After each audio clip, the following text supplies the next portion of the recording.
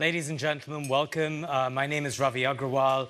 I'm the managing editor of Foreign Policy magazine, and it is a great honor to welcome you all here today to a very special seminar at the IMF where we get to go one-on-one with none other than the new managing director of the IMF, Kristalina Georgieva. She is the first person from an emerging market economy to lead the IMF since its inception in 1944. Let's just have a round of applause for that.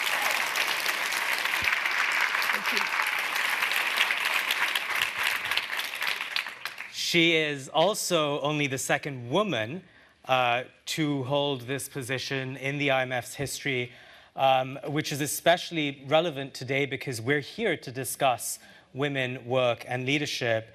And I'll just quickly go on to say that Kristalina was also before this the CEO of the World Bank, also its interim president, and she's previously had a very distinguished career, of course, at the European Commission. So let's get started. And I should also point out that please, if you're tweeting, don't forget to use the hashtags IMF Gender and hashtag Gender Equality, since that's what we're here to talk about. Kristalina, I thought we'd start a little bit with your personal story, which is inspiring, and in part because of the fact that you are the first person from an emerging market economy to be in this position and to have held the roles that you've had. You're the second woman. Just give us a sense of your journey, of how you got here and some of the obstacles that you've overcome. Well, first, good afternoon, everybody. Welcome to the annual meetings. It is not by chance that the very first discussion I step in is on this topic. I want to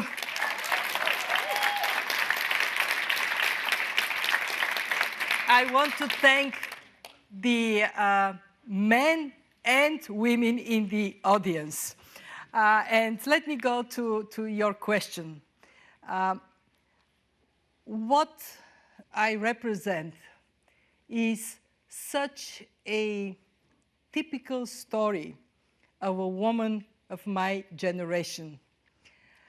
I was lucky to be educated in my country, in Bulgaria, and I stepped into the world of professionals first as an academic. And then I came to Washington and the World Bank hired me. Throughout this process, I will work harder than any man just to be equal. And I'm sure that sounds familiar. As a professor, I would take more classes. I would take the classes of my male colleagues because they are going on vacation. And I actually never complained about that, and I'm not complaining because guess what? By working more and working harder, I kind of got better than them. And here I am running the IMF. So the moral of my story is that it does take hard work. And we are still not quite there in terms of placing girls and boys, men and women, always on equal footing. Like many of my generation, I actually, for quite some time, did not believe in advocacy for gender equality.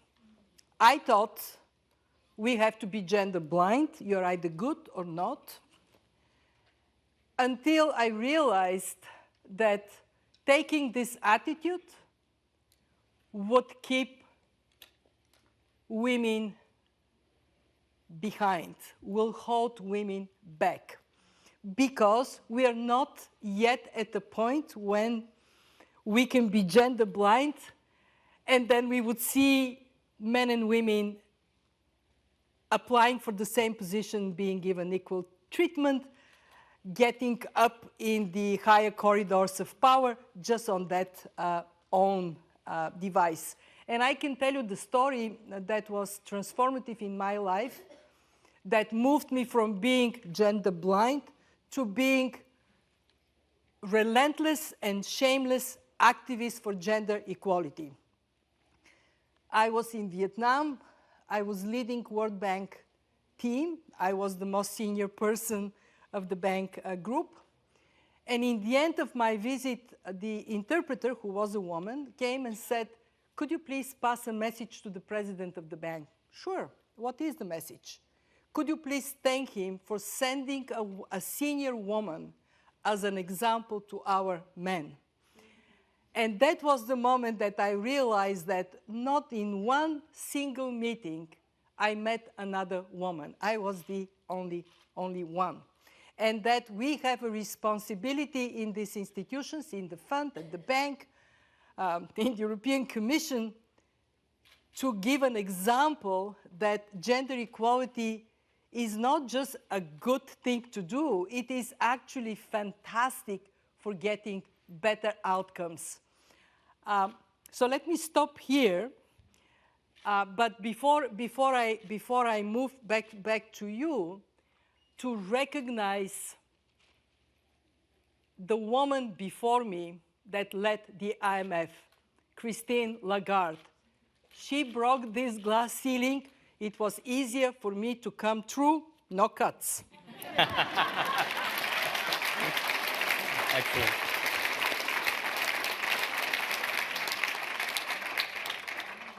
Well, so let's get a little deeper into one of the things you just said, which is that gender equality and having more women in senior positions in organizations around the world, we know the moral imperative, but moral imperatives don't always move the needle. So it turns out there is also an economic imperative, and we know this in part through the work that the fund has done. So tell us a little bit about that, and as you do, how to use that data to better inform what companies and governments are doing. Right.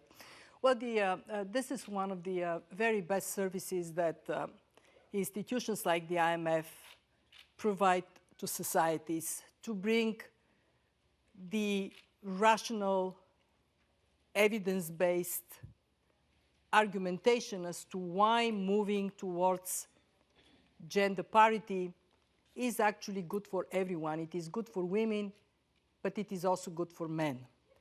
There is no way for any society to prosper without tapping in the talent of all its people, men and women. It's very simple. If you ignore part of your capabilities, you sure come short in terms of economic achievements. And the IMF has provided strong evidence in that regard. For example, an IMF study says Sweden can have 4% higher GDP if women participate in the workplace equal to men. Sweden, it's a country that is way ahead of many others. You go to Senegal, that doubles to 8%.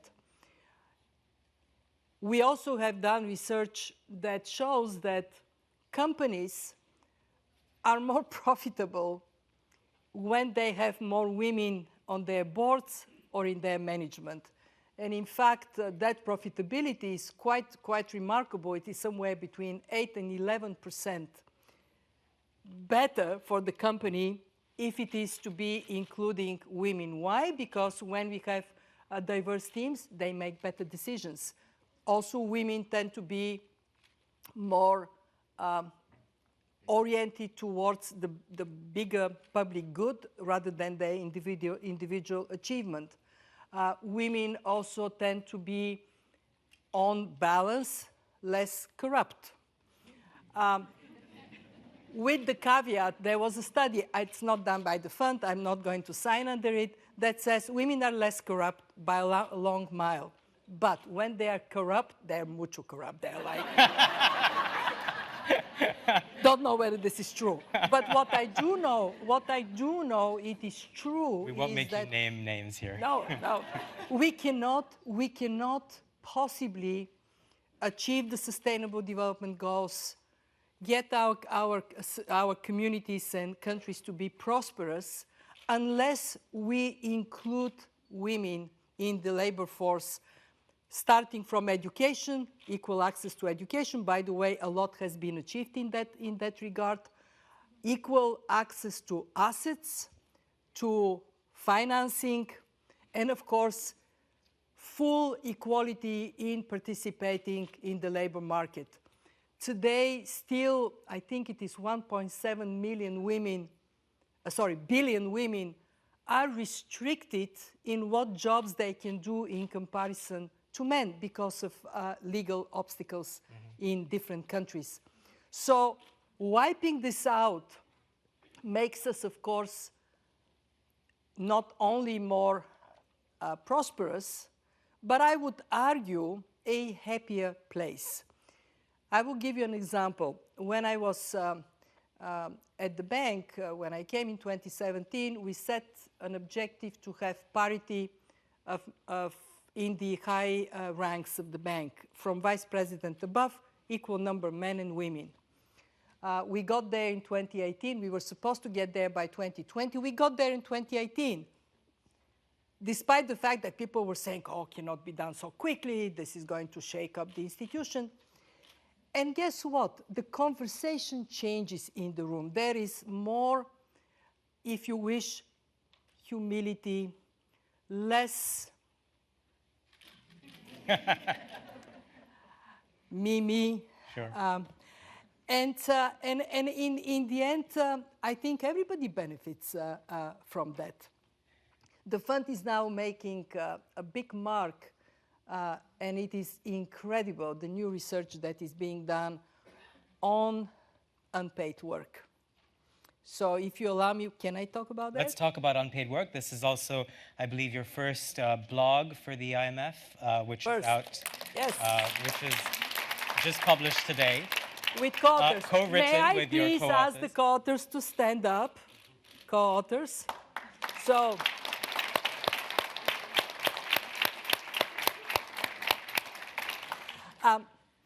it is actually what I brought for everybody to see. This is how it looks like. It is an IMF working paper. And it is on reducing and redistributing unpaid work, stronger policy to support gender equality. Amazing data coming out of it. I wasn't aware that the amount of unpaid work, if it was to be captured by statistics, would have increased the world's GDP by 35 to 40%. Wow. And let's just unpack Incredible. this. By unpaid work, you mean taking care of children, you mean taking care of the elderly, Fetching water, household chores, doing household chores, cooking, cleaning, washing, but also doing work that is in subsistence agriculture, getting wood for the family, all the things that do not get market sign, they don't go to the marketplace, and yet they contribute to the well-being of families, communities, and countries. So, huge amount. And so the question is, I'm going to now, may I ask the question? Please do, yeah. May I ask a question to the audience? All men and women do unpaid work. The first question is going to be very easy. Who do you think do more of it? Men or women? Who thinks it is women? Raise your hand. I'm not involved. That was... So, you should have asked men first. Yes. No, actually, yes. Who thinks that men do more work at home? That's why Ravi, that was a good question. But then the next is more difficult. By what margin? In other words, how much more women do than men? And I'm not going to torture you to guess the answer, because you wouldn't be able to guess. It is by a very large margin, but the most impressive thing is that this margin differs so much from one country to another. So on average, around the world, women do 2.7 hours a day more unpaid work than men. So the total is something like 4.2 hours. That is the average. But if you happen to be in Norway, the woman would do 20% more. So even in Norway, anybody from Norway? There you go. Even in Norway, women do 20% more unpaid work. You move from Norway to countries where there is more cultural barriers or traditions, and then that goes up and up and up. For example, in Japan, it goes up to 380%. Wow. In Pakistan, it goes up to 1,000%. And that accordion from 20% to 1,000 universally means two things. And I actually, until I read this paper, I didn't realize what a serious economic issue this is. Of course, it means that it is unfair, there is unfair distribution, but that is the minor issue. The bigger issue is it is inefficient. Why? Because you would get possibly very highly skilled women doing very low skilled work. And you allocate that across the economy, and the loss for society is just enormous. So I want to thank the people in the fund who have done this research, and then we need to, of course, translate it into recommendations to policy makers. So let me push you on that, because a theme of everything we're discussing right now is the difference between knowing that something is wrong and knowing that something is inefficient, and then realizing that that is data, that is information that can be used as an incentive to change behaviors, not just in the corporate world, but also for governments. So how then do you take that incentive, and how then do you get countries and companies to do more to get women to work? Well, the first and foremost rule has to be that we do it respectfully of traditions, respectfully of cultures, respectfully of men, because what we are talking about is a societal transformation that, in my humble opinion, is now irreversible. We are moving towards gender equality. We are doing it because we all benefit from it. And to recognize that to make this change, there are two prerequisites that are hugely important. One, political will to act. And I know that there is a very popular phrase of doing it by mobilizing men, he for she.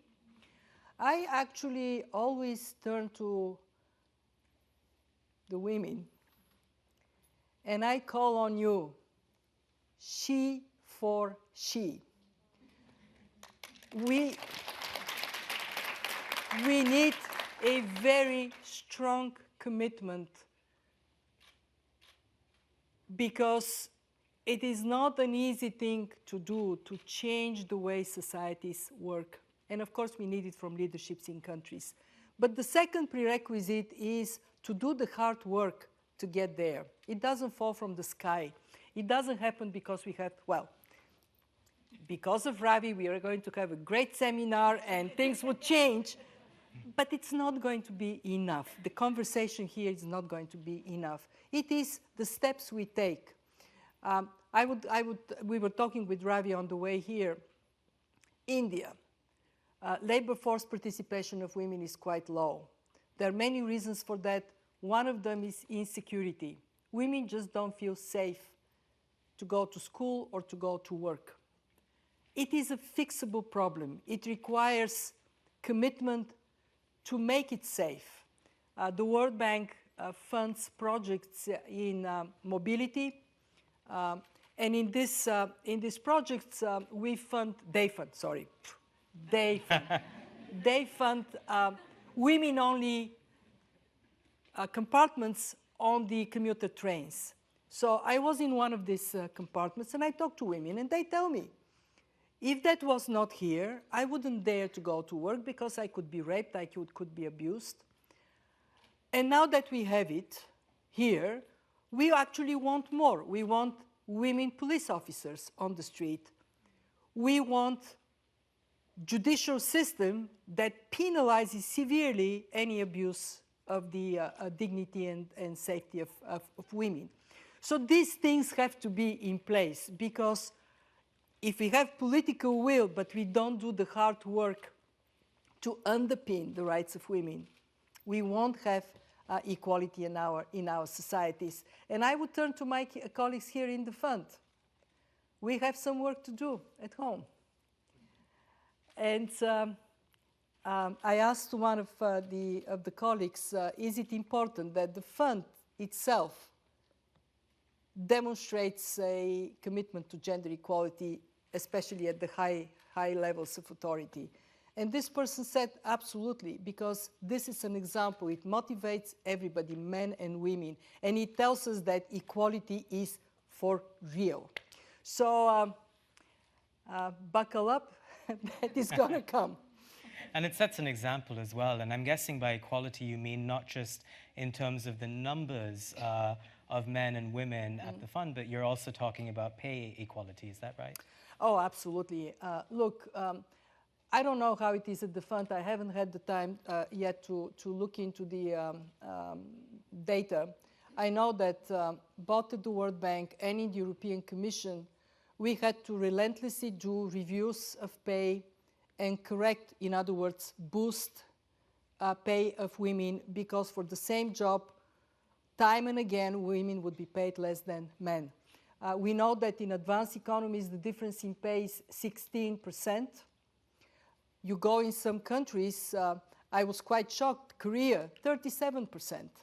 Wow. Well, this is in our hands to fix. And by the way, I myself, can I tell another personal story? Please do, yeah. So I'm hired by the bank. It's very interesting. The bank in '93 offers me a position as environmental economist. At that time, I wasn't sure whether I wanted to stay in Washington or go back in Bulgaria and teach. So I hesitated. The bank HR people thought I was negotiating. So they actually boosted my salary somewhat. This is excellent. That was the good news. Right. Bad news. I'm in my job, I do really well, but because I don't negotiate, I don't ask for salary increase at par with my performance, I don't even know there is such thing, I came from a non-market economy, I was held back year after year after year after year after year after year. Only when I became very senior at the bank, they did a review of my salary and boosted it up, did the correction. So my message to all the women here in the audience, do not ever accept to be paid less than your colleagues, men, ever.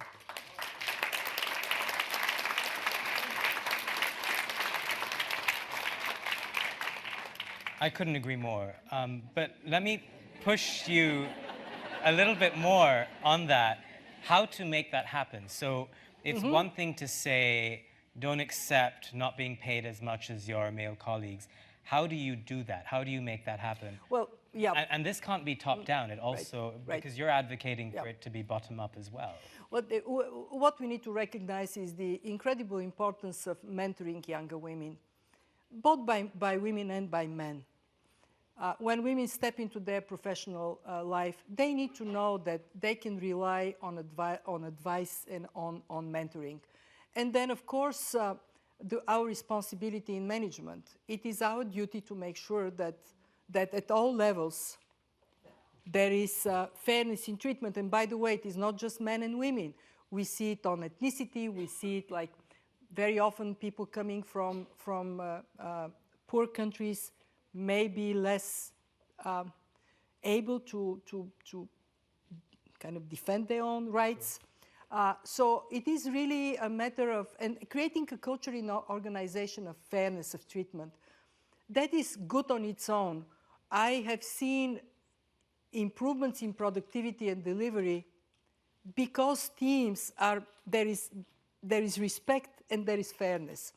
And actually people are willing to accept, to go beyond the call of duty, to do more for less if it is fair, if they know that we all are in the same boat. And since our director for HR is right here, I'm going to invite her next week when we are done with the meetings to come and brief me on how we deal with equality of pay at the fund. Thank you. Excellent.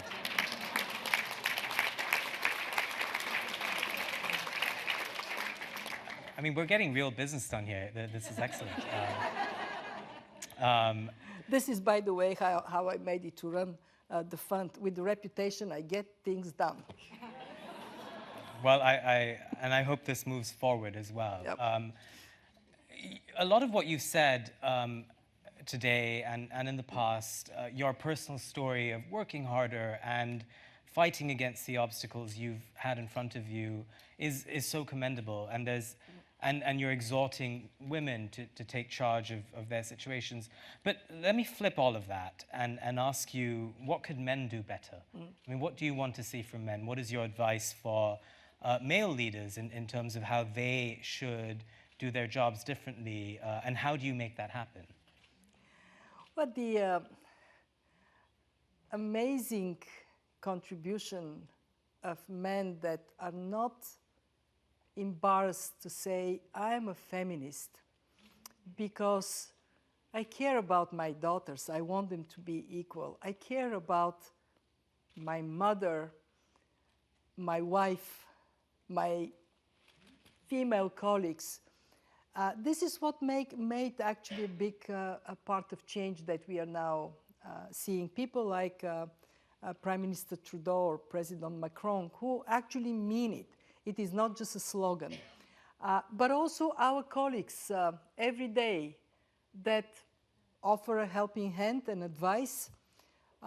They're there for us. I must say very proudly that my new colleagues here, the men and the women, so absolutely impress me with how smart and committed and collegial they are.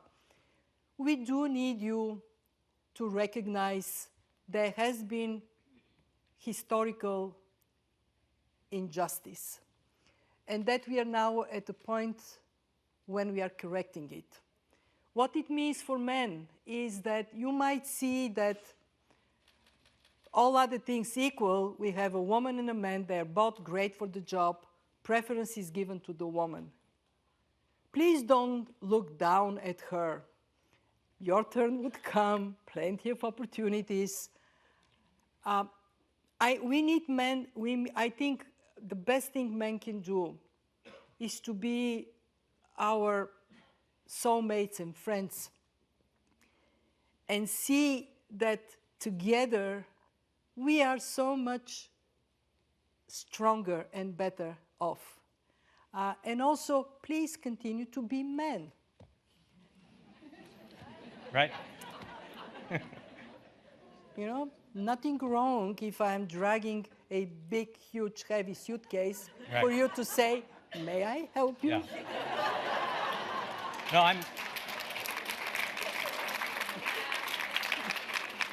I think the phrase is chivalrous feminism, right? We can do that.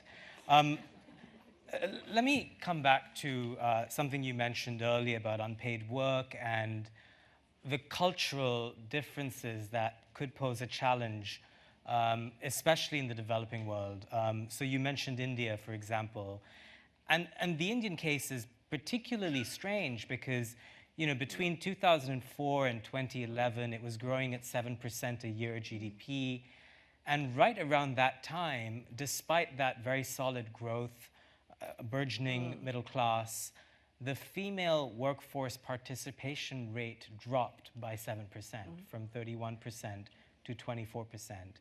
And it's sort of this vexing thing that despite these advances, for a variety of reasons, there were fewer women working. There are similar cases in other countries as well. How do you tackle that at a policy level? Well, and the fund has done a lot of research on that. There are ways in which female labor force participation can be boosted. One, and I would speak now on things that the fund is really the expert. Taxation. If taxation actually stimulates a second earner in the family, rather than discouraging it, usually the second earner is the woman, not the man. Making sure that the economic advantages of women participating do not create huge disadvantages in families. For example, having childcare. Again, childcare benefits men and women, but it benefits women labor market participation more. If it is non-existent, then it would be actually harder to see women stepping up, because traditionally they are those that would be looking after children. Dealing with old age. Now we have societies that are aging. If there is no support system, who is going to look after the elderly parents and relatives? Usually this would be the woman. So there is a whole suite of policy measures that can be taken that encourage participation of women. And I think on top of this, we need to recognize culture and tradition. And also recognize that culture and tradition don't change overnight. I think that leadership, you said it can, and I agree with you, it cannot be fixed from the top. But if there isn't a very strong message from the top, say, take India, from the leadership in India to say, we need you in the labor force, because otherwise our 7% to 8%, what we want, growth rate may not be sustained. Then I think we would see more reaction in terms of the policies in place that make it easier, more attractive for women to participate. Financial inclusion of women makes a huge difference. When women can actually save from their income and invest it, that freedom, that empowerment of women lifts them up, gives them a network on which they build stronger participation. And I think the fund has a role in our programs to do more around these policy instruments, gender budgeting, bringing good examples from one country to another, so more of this can be happening, spreading faster. You know, the fund can be this transmission line of best practice from one country to another, and help India lift its female participation in the labor market for the sake of the well-being of people in India. Right. And of course, growth has slowed down there considerably. I'd love to take some audience questions. I know many of you would love to pose questions to Kristalina. Yes, over there. There are 2 sets of mics on either aisle. So if you would like to line up, please do that as well. We don't have too much time, so we'll be able to take 3 questions or so, maybe 4. If you could tell us your name and then your specific question. We are, of course, here to talk about women, work, and leadership. Yes, I'm Mihaela Ulieru, president of the Impact Institute, and we met at the Women Foreign Policy Group some time ago. We also invited you to Bretton Woods 75, but you are in this transition, so I just, cannot express my admiration for your work in general. I have already 2 questions, very brief. So what are the indicators? That's the first question. And second, how do we get the data? But let me elaborate a little bit. I'm part of a working group, ad hoc working group, on, we measure what we value, and we value what we measure. And of course, it's obvious that the GDP does not measure the caretaker work. We pay dog walkers more than caretakers, so we have a lot of data. Riane Eisler wrote a book called The Real Wealth of Nations about these social wealth economic indicators.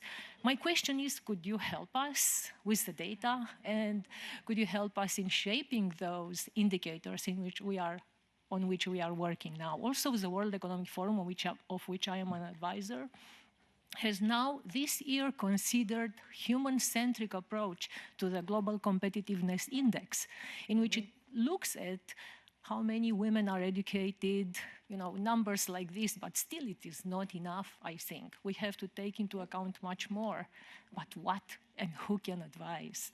Thank you for that. Thank you. Thank you. Why don't we take a couple of I think that's questions actually a and great then, idea. well, actually, in your case, because it is so straightforward, your question is, can you help us? Will you help us with data? The answer is yes. And you already have the data. Let's take a question each from either side of the aisle together, and then maybe you can address them both. Over Hi. here. Hello, Ms. Georgieva. Thank you very much for delivering this inspiring talk today. I'm native Bulgarian as well. I was educated in Bulgaria, and in the UK, I did environmental economics just like you. And because I understand what it's like to work to have an unpaid job, because I completed an internship at UN Environment, which was unpaid. And I'm now trying to develop my career in the Western world and help with the environment. And so you've mentioned that you've worked as hard as twice as hard as your male colleagues when you started your career at the World Bank. So my question is for young women, what are the most important skills that we have to work on and to develop in order to be equal and to really participate in the labor market effectively? Thank you very much. Thank you. Should we take? Yeah, let's take one more. Could I have a pen? Yeah, of course. Hi, my name is Jude. I'm a graduate of the London School of Economics. I was actually here because you're also a graduate of London School of Economics. You are an alum. I'm very proud of you. Congratulations. My question is about women place in the private sector. Study shows that here in the United States, there is approximately, if I'm not mistaken, 30 women as CEO within Fortune 500 companies. So as the new second person leading this institution, how can you collaborate with the private sector to not just boost pay for women, but also help the private sector increase their number of CEOs? Thank you. Thank you. Would you Shall like we to take one more? Let's take If you one can, more and okay, then. great. One more question. Hi, this is Bilkis Tahira from a women's rights organization, Shirakat, from Pakistan. Pakistan's, love and hate relationship with IMF has been very, very long, from 1958 onwards. And I am, our organization, under its economic justice program, also works as a watchdog, critique, gender analysis of our own budgets also, but looking at World Bank, IMF, other, multilateral institutions. I'm going to push you towards a question, gender if I equality. My request, it's not a question. My request to Kristalina is,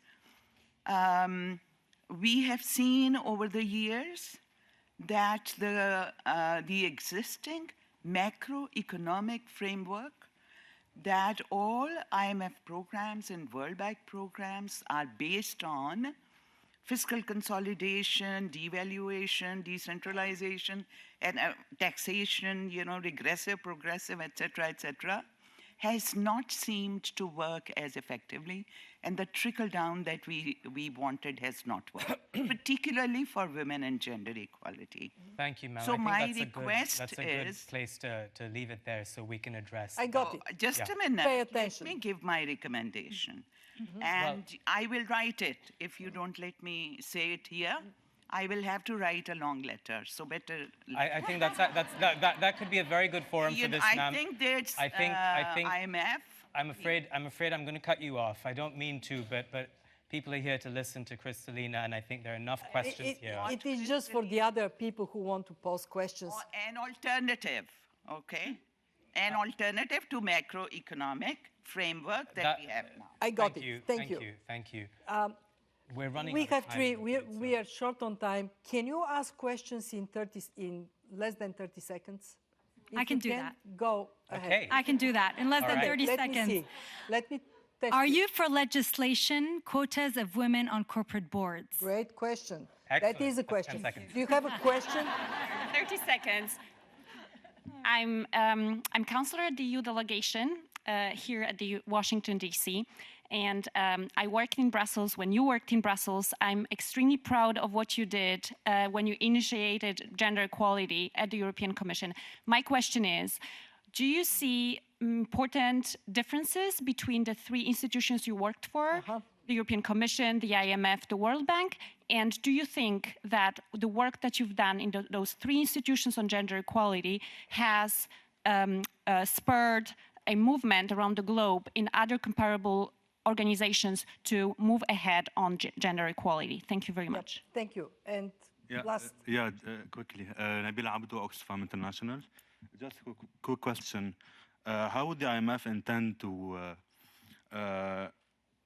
consolidate, to consolidate its position regarding unpaid care, unpaid work, and women empowerment, in the same time as it advances austerity policies that women are the first victim of? And just one more thing is, one of those policies is cutting or reducing the public sector employment and reducing the public wage bill.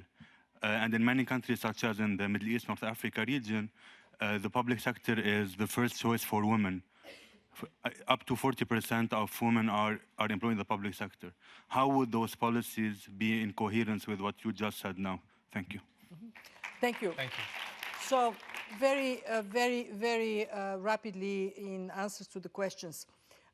What are the most important skills for women to succeed? Well, obviously, you have to be competent. You have to be qualified for the job you go for. In addition to that, I would urge women to be more self-confident. Don't sell yourself short.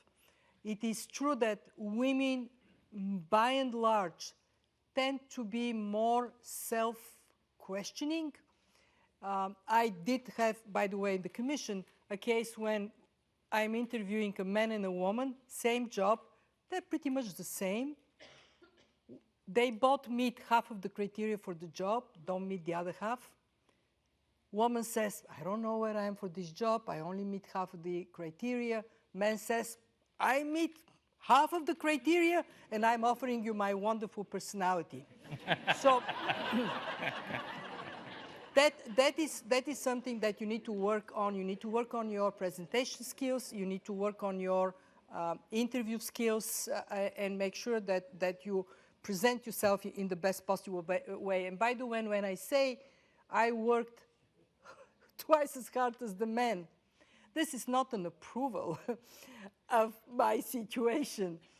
I have a daughter, I have a granddaughter. I want them to work as much as the men and be equal just because they are. So just to be sure that I make that distinction. Women CEOs. The way we think about promoting more women CEOs from the front is really putting out the evidence. Companies do better when there are women in charge. And I would jump straight to the question about quotas. I am in favor of quotas because I think if we don't have them, it would take us a very long time to get to where we want to get. Not a perfect solution, but it is pragmatic. It's a practical solution. I appreciate the love-hate relations with Pakistan. Obviously, I do believe that people like Christine and me, women, we tend to kind of be more on the love side. So hopefully, hopefully that would be reflected in how we work. We can have a whole week here to talk about what are the right policies. I don't want to exhaust it, but just to say that we recognize in the fund that we have to have a broader horizon of how we think about appropriate policies. And I want to praise the fund. Before me, I came, and it is here, for adapting a very pragmatic and positive approach to social spending, to looking into how programs may affect different segments of society. And I want to go to, in the same logic, to Oxfam. I don't think that we should be saying, oh, women are only good for public sector jobs, so let them go to public sector.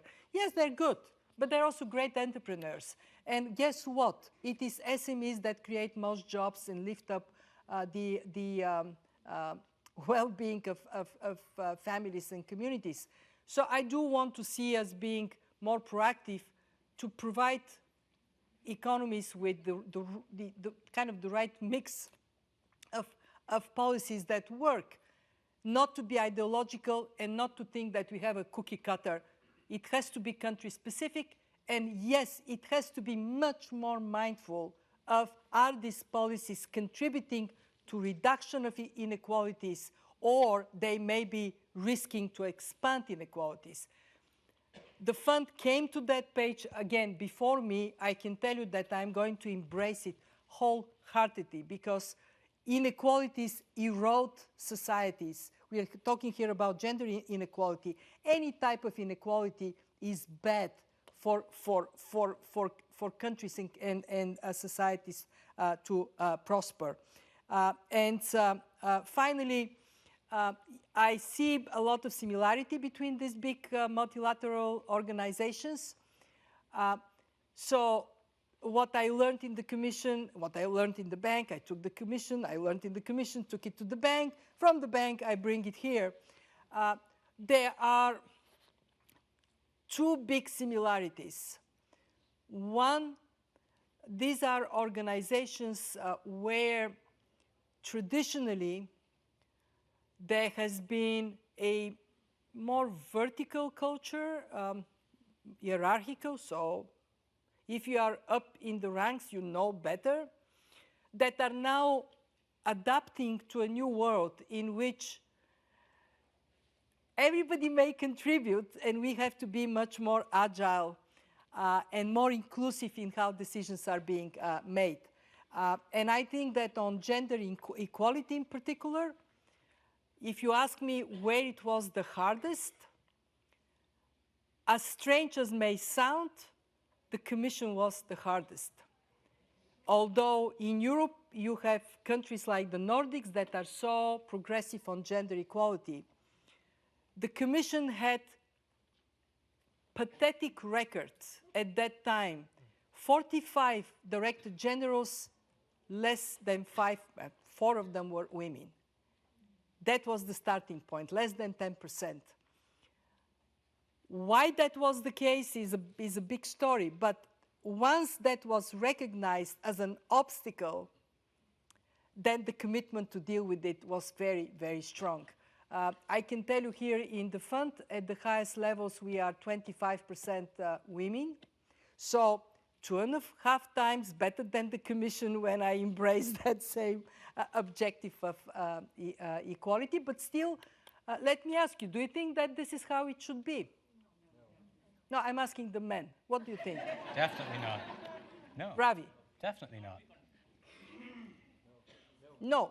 So we have our work cut out. But we would do it because it would be great for the fund. And the world. And the world. And the love relations with Pakistan, among other things. On that note, before I ask for a round of applause, one quick housekeeping note. There's some refreshments outside. I'm told you can go there, mingle for a little bit, but you'll have to come back very quickly, I believe at 4, but we're clearly running a little bit late, for a conversation about Gen Z, which we didn't get to today on this conversation, but that is between Sabina Bhatia of the IMF and Natasha Mwanza, so do come back for that. And now, please, a round of applause for Kristalina Georgieva. Thank you. Thank you, Ravi. Pleasure. Thank you. It was a lot of fun. It was wonderful. Yeah, I'm amazed that you took